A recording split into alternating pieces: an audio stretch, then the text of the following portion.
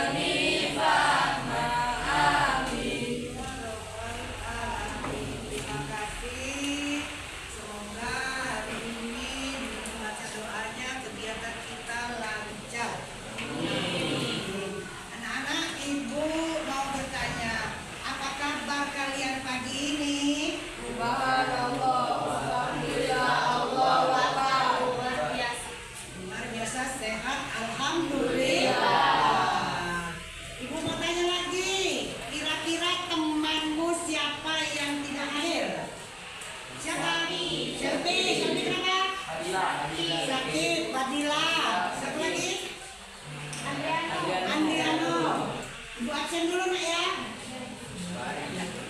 Ibu absen dulu. Aldo, Arya, Bayu, Alpino, Cesa, Tari, M. Febrian, Maharani, N. Aliudin, Atipa, Riko, siapa? Quinsa. Siapa yang belum dipanggil? Udah dipanggil semua ya? Terima kasih. Nah, anak-anak semua, masih ingat nggak minggu kemarin kita belajar tentang apa? Tentang kedisiplinan. Tentang kedisiplinan. Apa kedisiplinan itu? Siapa? Aludin. Menaati tata tertib di segala aspek, baik dalam agama, budaya, pergaulan, sekolah, dan lain-lain. Ya, mentaati tata tertib di segala aspek, baik dalam budaya maupun sosial pergaulan ya. Nah, contohnya apa? Apa? Riko? Apa? Datang tepat waktu. Lalu memakai pakaian rapi. Alhamdulillah, berarti pelajaran ibu kemarin kalian masih ingat. Nah, pagi ini nak ya, ibu akan memberikan materi tentang Tuhan hadir dalam hidupku. Kalian bisa lihat ya, ini fokusnya. Kita perhatikan semua ya. Assalamualaikum warahmatullahi wabarakatuh, sahabat milenial. Pernahkah kalian bertanya-tanya bagaimana Allah Subhanahu wa Ta'ala menciptakan dunia beserta isinya yang begitu besar? Bagaimana alam semesta sebenarnya terbentuk hingga sampai sekarang masih terus berkembang? Dan selalu menciptakan pertanyaan-pertanyaan yang menggambarkan betapa Allah Subhanahu wa Ta'ala adalah zat yang maha besar. Muslim milenial episode kali ini akan membahas mengenai proses diciptakannya alam semesta beserta isinya, ditinjau dari Al-Quran dan ilmu pengetahuan, dengan harapan keberadaan Al-Quran sebagai mukjizat yang dapat meningkatkan keimanan kita ya sahabat milenial.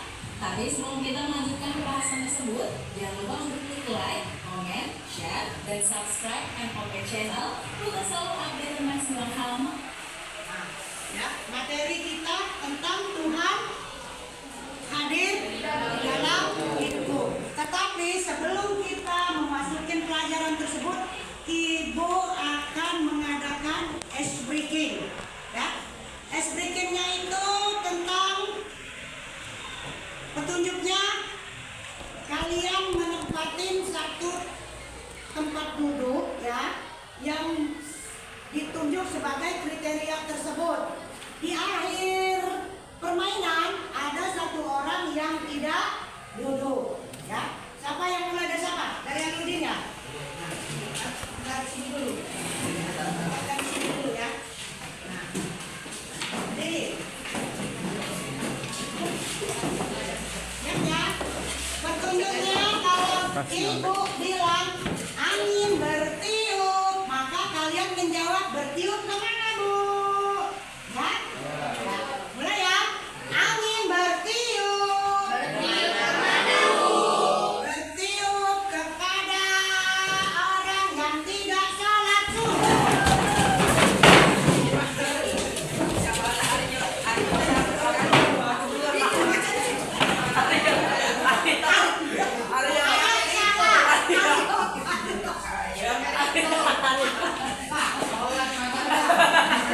Berarti ada pagi ini tidak sholat. Kamu berdiri ya? Kamu berdiri ya? Lagi, ya. Angin bertiup. Bertiup kepada yang suka nyantai.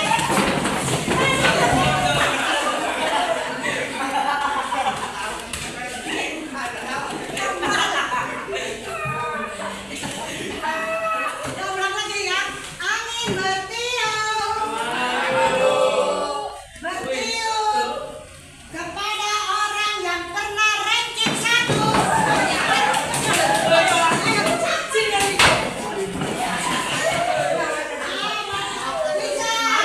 Bisa ranking 1 ya. Lagi ya. Lanjut. Angin bertiup. Bertiup kepada yang pernah dijemur.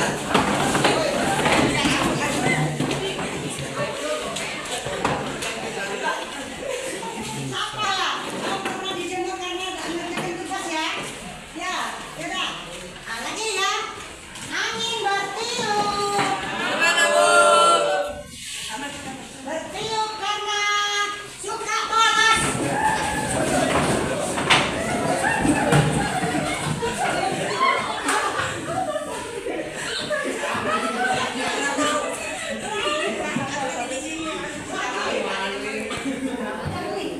Angin bertiup. Bertiup ke tempat yang pernah nangis. Angin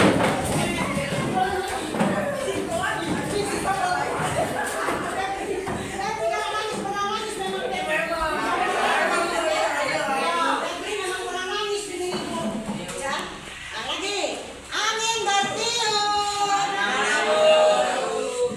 Bertiup yang pernah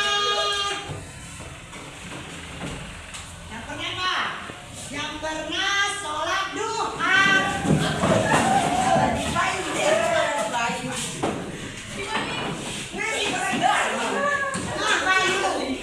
Bayu ya. Mantap pernah salah doa. Bayu pernah sholat duha? Pernah kalau ada ini. Nah, ya. Lagi. Angin bertiup. Bertiup yang sedang jatuh cinta.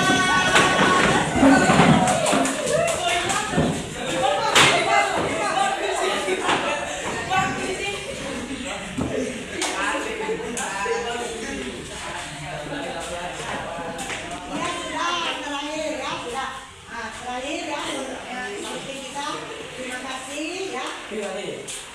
Tetap duduk di sinilah, ambil bangkunya kembali. Nah, baiklah anak ya. Bagaimana rasanya kalau sudah main tadi? Seru. Keringat nggak? Keringat. Ya, apa yang kau rasanya? Rasanya. Happy. Happy ya. Ya, oke, terima kasih. Nah, kembali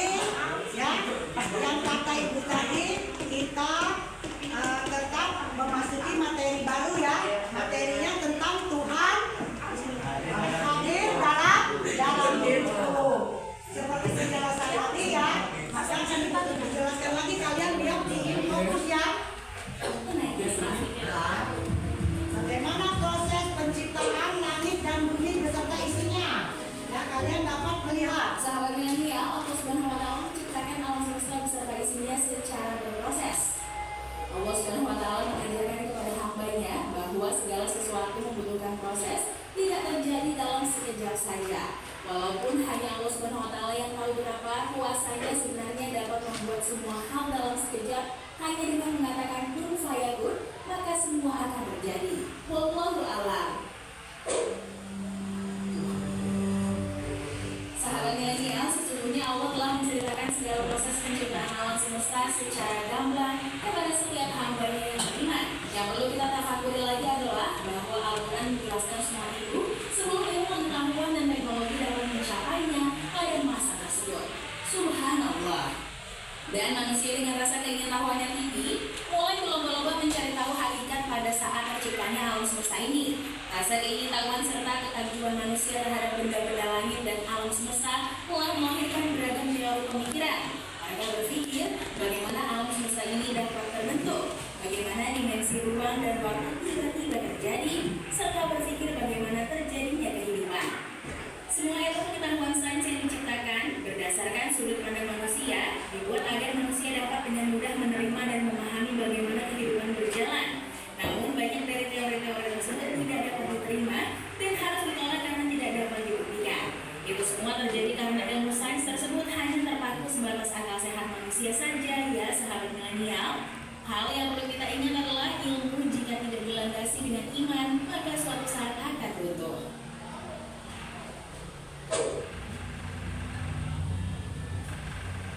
Sahabat milenial, Allah telah berfirman dalam Quran surat Al-Sajdah ayat 4, yakni Allah lah yang telah menciptakan langit dan bumi dan segala yang ada di antara keduanya dalam waktu 6 hari. Kemudian Dia bersemayam di atas arsy. Kamu semua tidak memiliki seorang penolong dan pemberi syafaat pun selain dirinya. Lalu apakah kamu tidak memperhatikannya? Dalam ayat ini menerangkan bahwa Allah Subhanahu wa Ta'ala lah yang telah menurunkan Al-Quran kepada Nabi Muhammad SAW untuk menunjukkan bahwa Allah Subhanahu wa Ta'ala adalah Tuhan pencipta langit dan bumi dan segala sesuatu yang ada di antara keduanya diproses dalam 6 masa.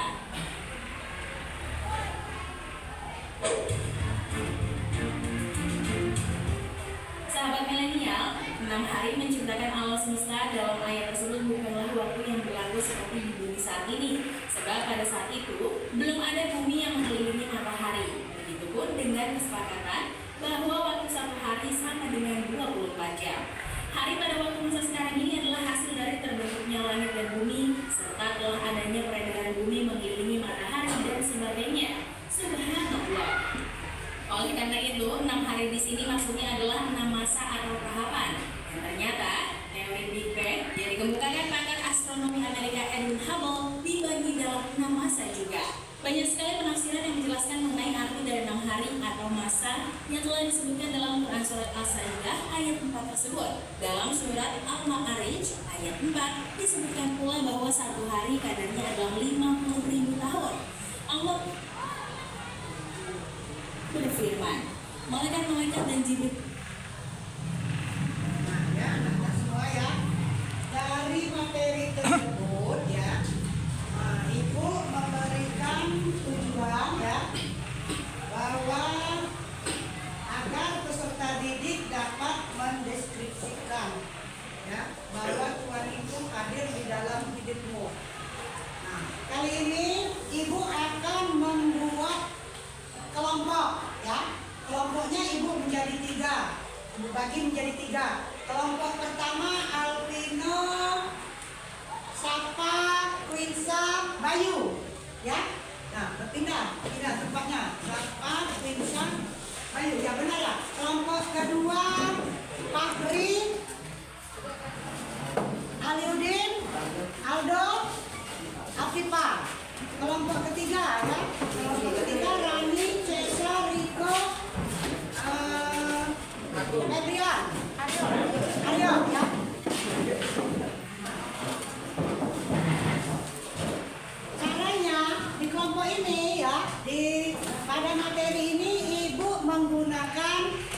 teknik brainstorming ya, yaitu setiap kelompok ya memberikan pendapat dan ide ya. Masing-masing kelompok mempunyai ketua kelompok. Nah, satu nanti Maharani saya tunjuk sebagai notulen ya. Nah, tiap-tiap kelompok ketika nanti ada ibu tanya ya, kalian dapat menggunakan ide ya, menggunakan pendapat. Pendapatnya itu boleh berbeda-beda ya. Nah, tapi yang tidak boleh adalah mengkritik. Nah, dari pendapat dan ide tersebut nanti akan ada kesimpulan bagaimana dari pertanyaan-pertanyaan tersebut ya. Dapat kalian ambil pendapatnya yang baik, idenya yang baik. Yang nomor 1, ibu tanya ya.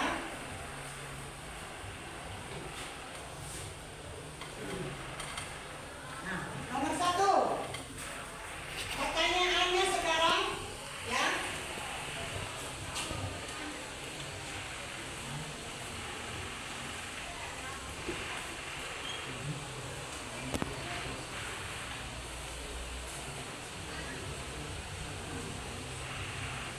Apa pertanyaannya? Nah, bagaimana cara menyadari kehadiran Tuhan? Siapa yang mau berpendapat? Dari kelompok 1 ada yang berpendapat? Bagaimana cara menyadari kehadiran Tuhan? Ya.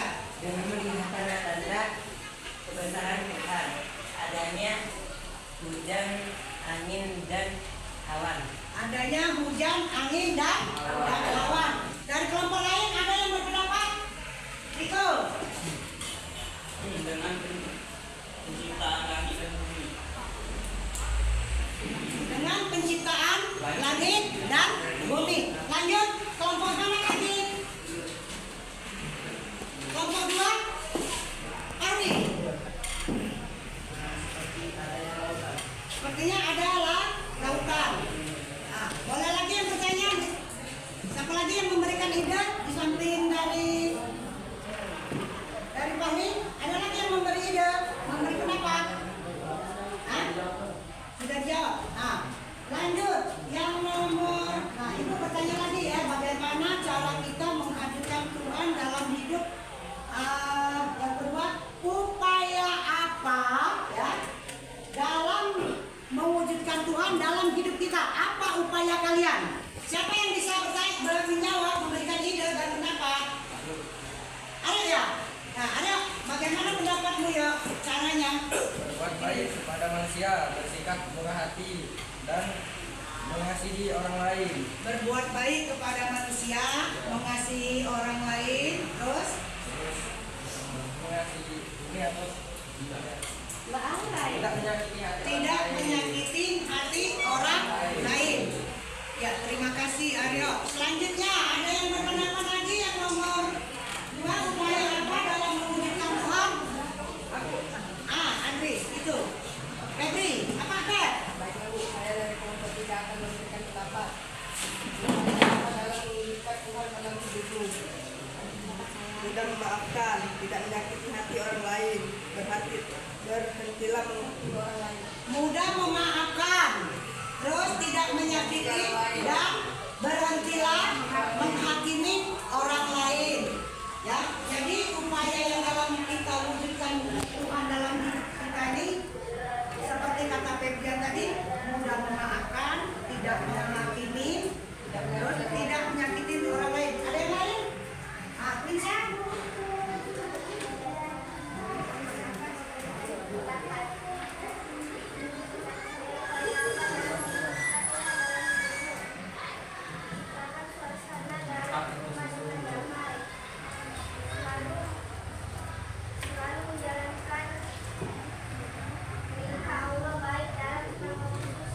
Iya, terima kasih. Menurut Prinsa, bahwa upaya apa dalam mewujudkan Tuhan dalam hidupmu, dia selalu menjalankan perintah Allah.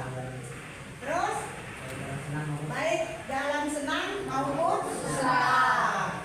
Lanjut, nomor 3, ibu bertanya lagi. Apa makna kehadiran Tuhan di dalam hidup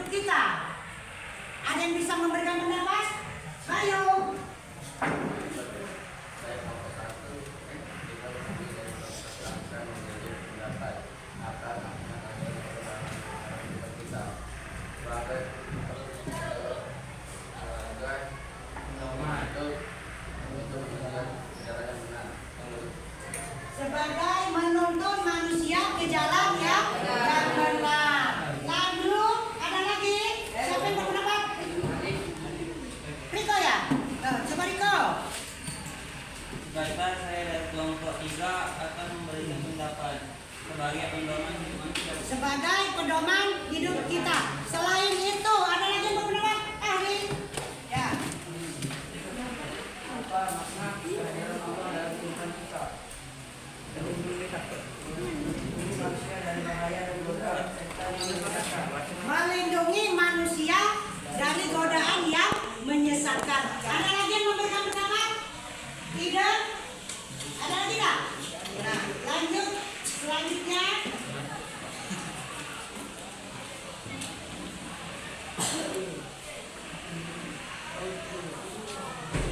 Yang nomor 4 ya.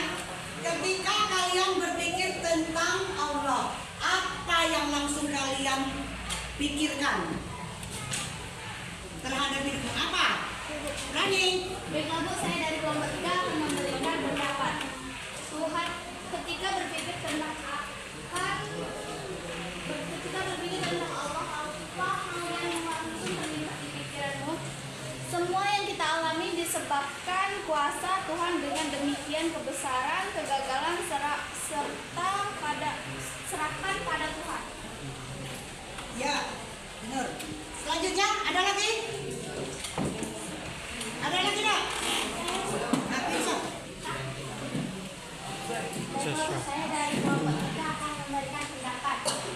Ketika berpikir tentang Allah, hal apa yang langsung terlintas di pikiranmu? Setiap manusia yang dilahirkan dengan berbagai kelebihan dan kekurangan. Ketidakadilan yang kita rasakan disebabkan kita tidak bersyukur atas pemberian Tuhan. Jadi Tuhan itu apa? Maha adil. Lanjut, yang lainnya ada? Ada. Ketika berpikir tentang Allah, yang langsung terlintas di pikiranmu. Kesempurnaan unsur manusia dalam bentuk yang sebaik-baiknya. kesempurnaan manusia dalam bentuk yang sebaik-baiknya. Jika manusia lahir tidak sempurna, itu bagaimana? Misalnya dalam bentuk yang tidak sama dengan kita, ya. Kalau kita kan maha sempurna, punya 2 kaki, punya 2 tangan, 2 mata, 2 telinga. Nah, kalau manusia tidak mempunyai salah satunya, maka manusia tersebut tidak sempurna, ya. Sama yang disebutkan dengan Farid tadi, katanya cacat. Maka kita sebagai manusia harus bersyukur. Lanjut. Mana lagi? Siapa lagi, Nak? Ya. Nomor. Ada lagi? Mari terus. Siapa lagi? Ya. Ayo deh ya. Mau memberikan pendapat? Sudah. Siapa lagi? Dari kelompok ini sudah? Dari kelompoknya? Dari kelompok Spino? Siapa ya? Sudah. Nomor berapa lagi? Nomor 5. Nomor 5.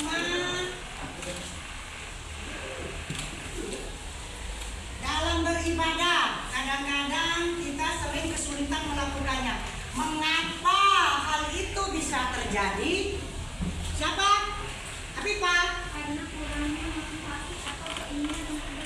Karena kurangnya motivasi atau keinginan untuk beribadah. Siapa yang dapat memberikan contoh? Mari, memberikan contoh dari pendapat dari Afifah. Misalnya apa? Saya dari kelompok 2 akan memberikan pendapatnya adalah kesulitan dalam memahami ibadah, misalnya tidak bisa membaca Al-Quran, sehingga untuk melakukan ibadah, misalnya sholat menjadi kesulitan, tidak mau belajar, menghafal, tidak mau mengaji, dan serta merasa tidak tertarik untuk melakukan ibadah. Iya, ya. Jadi ada banyak ya. Terima kasih Fahri. Ya, ada banyak ya. Mengapa kita hal itu tersebut? Yang pertama mungkin tidak bisa mengaji, ya. Yang kedua dia malas, ya, karena sering main, makanya dia tidak mau mengerjakan. Nah, terus ada lagi, nah. Siapa yang memberikan dari kelompok 1? Pino ya? Pino. Dalam beribadah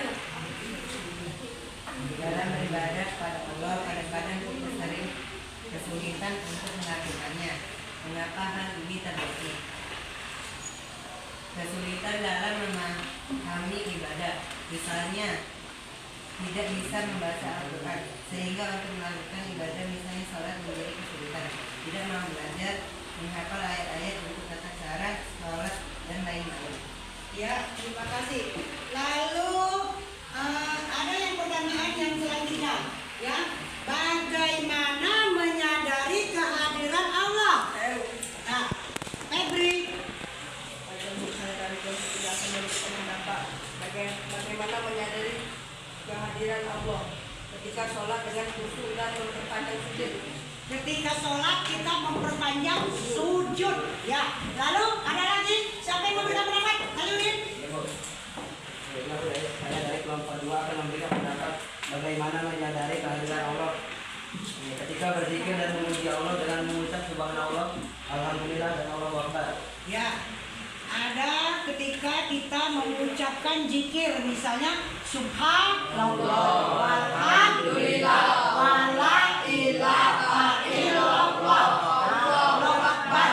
Nah, ya, bisa lagi ditambah wala haula wala quwata illa billahil aliyyil azim. Nah, ada lagi? Siapa? Terima kasih ya, Alindin. Siapa saya dengan mengikuti pengajian agama dan belajar dalam pengetahuan tentang agamamu, dalam hal ini agama Islam. Ya, dapat mengikuti pengajian ya, Nak, ya. Nah, dalam hal ini dalam agama Islam. Lalu ada lagi, Nak. Nah, ya, dalam mengenal Tuhan itu ada beberapa ikhtiar yang harus kita lakukan. Siapa yang tahu ikhtiar kita? Kelompok 1, siapa yang tahu? Ya. Siapa yang mau memberikan pendapat? Baiklah, Bu, saya dari kelompok 1 akan memberi kesimpulan dari pembicaraan kita. Belum kesimpulan, masih bertanya Ibu tentang ini. Ya. Ikhtiar yang harus kita lakukan. Berusahalah merenung bahwa kita ini adalah makhluk yang membutuhkan pertolongannya, dan kita adalah ciptaan Tuhan yang merasakan Tuhan hadir di antara kita. Ya, jadi ada beberapa ikhtiar itu, yaitu berzikir dan merenung bahwa kita adalah makhluk ciptaan Allah. Nah, ada lagi? Ya, Pak Kari. Baiklah, saya dari kelompok 2 akan memberikan pendapat. Bersyukurlah atas semua karunia nikmat yang diberikannya. Kita diberi kesehatan, kekuatan, dan lain-lain. Mari kita gunakan untuk beribadah kepadanya. Kita harus selalu bersyukur baik di dalam susah maupun dia di senang. Iya, jadi dari ikhtiar itu adalah kita bersyukur atas kehadiran Tuhan atau Allah. Dimana dikala kita dalam susah maupun senang. Ada lagi dari ikhtiar tersebut, siapa yang tahu bisa? Ya, ikhtiar tersebut apa? Rani? Siapa yang mau memberikan pendapat? Ada tak? Siapa lagi bisa? Aldo. Baiklah, saya dari kelompok 4 kelompok 2 akan memberikan pendapat saya. Berkaya diri dengan ilmu pengetahuan, yaitu sungguh-sungguh dalam belajar. Iya. Jadi memperkaya diri dengan ilmu pengetahuan. Misalnya apa tadi? Kan kalau memperkaya diri ilmu, kalau kita tidak bisa mengaji, berarti kita harus belajar dulu. Misalnya dari Iqra, ya, belajar dengan gurunya, datang ke TPU, datang ke TPA, salah Ibu ya, maaf nah, ya, ke taman, baca Al-Quran ya, di musola-musola tuh banyak. Kalau belum bisa belajar ngaji, kita bisa pergi ke TPA tersebut ya, belajar Ustaz, Pak Ustaz, saya belum bisa ngaji ya. Saya belajar dari Iqra 1, dari A, dari Ba, Ta, Sa, Ja. Nah, itu bisa juga ya. Menurut pendapat Al-Qurtubi benar ya. Dengan memperdalam ilmu. Ada lagi ikhtiarnya. Siapa yang bisa? Ya, Febri. Apa Feb? Menurut pendapat saya, kalau ilmu pengetahuan sudah kita dapat, marilah kita gunakan untuk mengaji mengaji kitab-kitabnya agar ibadah kita lebih mantap. Oh ya, ada lagi menurut Febrian tadi ya, mengkaji kitab-kitabnya agar ibadah kita lebih mantap. Misalnya kalau kita mengaji itu ya, belajar membaca apa? Al-Qur'annya itu kan ada harkatnya berapa, ada dengungnya apa ya. Nah dipelajari. Terus bisa juga belajar tentang hadis-hadis ya. Hadisnya itu apa? Misalnya juga bisa belajar tentang cara sholat, cara membaca bacaan sholat, dari bacaan wudhunya apa ya, dari niatnya apa, juga dari apa cara kita sholat. Terutama kalian kalau sholat subuh itu ya, banyak beberapa kalian itu yang belum hafal doa kunut. Nah bisa itu, maksudnya itu mengkaji seperti itu ya. Jadi ya. Nah lanjut, ada lagi nggak dari ikhtiar tersebut? Apa saja? Nah, lanjut, ada di samping itu ya, tentang kita berikhtiar, ada tanda-tanda kebesaran Tuhan. Siapa yang tahu bagaimana tanda-tanda kebesaran Tuhan? Kelompok mana? Ayo.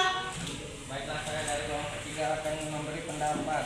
Berusaha mengenal tanda-tanda kebesaran Allah atau ciptaan Tuhan di antaranya. A. Penciptaan langit.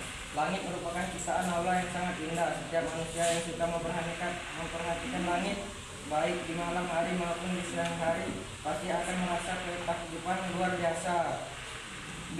Penciptaan bumi. Bumi dan segala keindahan. Nah, ya. Jadi kalau menurut Aryo, terima kasih Aryo ya, tanda-tanda kebesaran Tuhan itu adanya penciptaan langit. Siapa yang bisa menciptakan langit? Allah. Kita bisa enggak? Bisa. Setiap hari kita melihat langit, pagi maupun siang, bagaimana indahnya. Kalau pagi sampai sore kita bisa melihat matahari. Kalau malam kita bisa melihat apa? Bulan dan bintang. Nah, ya. Jadi kita bersyukur sekali ya adanya tanda-tanda kebesaran Tuhan ini dengan penciptaan langit. Ya, bersyukur. Kalau kita tidak sehat tidak bisa kita lihat langit. Ya, tidak bisa. Nah, ada lagi tak? Dari syukur tersebut, bagaimana lagi? Bagaimana tanda-tanda kebesaran Tuhan? Siapa lagi? Ayo. Ya, siapa yang mau memberikan? Berikan. Nah, Afifah. Menciptakan bumi. Bumi dan segala keindahan ini sangat kaya dan kaya dari Allah yang begitu luar biasa. Bahkan hingga saat ini manusia belum mampu mengungkapkan semua takdir misteri ini. Iya, terima kasih Afifah. Jadi menurut Afifah bahwa tanda-tanda kebesaran Allah itu penciptaan bumi, bahwa buminya apa? Adanya gunung, ada lautan, ya kan? Ada apa? Ada pohon, ada tumbuhan, ada hewan. Bisa nggak kita menciptakan hewan? Tidak bisa. Tidak bisa, tapi kita bisa memelihara yang. Bisa nggak menciptakan laut? Tidak bisa. Bisa nggak kita menciptakan gunung? Tidak bisa. Sudah ya. Nah kalau begitu sudah akhir dari ini. Sekarang Ibu berikan kesimpulan. Siapa? Dari siapa? Rani ya. Kesimpulan dari semuanya ya.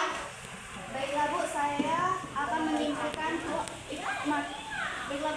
menyimpulkan Tuhan selalu ada di dalam hidup kita. Ada beberapa ikhtiar yang bisa kita lakukan agar dapat mengenal lebih dekat dengan Tuhan kita, yaitu berusaha, merenungkan, dan berzikir. Bersyukurlah atas semua karunia nikmat yang diberikannya. Berkaya diri kita dengan ilmu pengetahuan, yaitu khususnya dalam belajar. Berusaha mengenal tanda-tanda kebesaran Allah atau ciptaannya, penciptaan langit, penciptaan bumi, lautan, dan alam. Ya, terima kasih ya. Jadi menurut Zirani tadi telah menyimpulkan bahwa Tuhan hadir dalam hidupku itu ya dengan adanya kebesaran, tanda-tanda kebesaran Tuhan ya. Nah, seperti kalian ketahui tadi tanda-tanda kebesarannya itu ya. Nah, dari kesimpulan tersebut mudah-mudahan kalian mengetahui Semoga materi yang telah Ibu sampaikan ini bermanfaat ya. Ibu akhirin ya materi ini ya. Nah, minggu depan kita akan belajar tentang materi pembagian waktu ya. Paham ya? Nah, ya kalau begitu di akhir ini saya ucapkan wassalamualaikum warahmatullahi wabarakatuh. Waalaikumsalam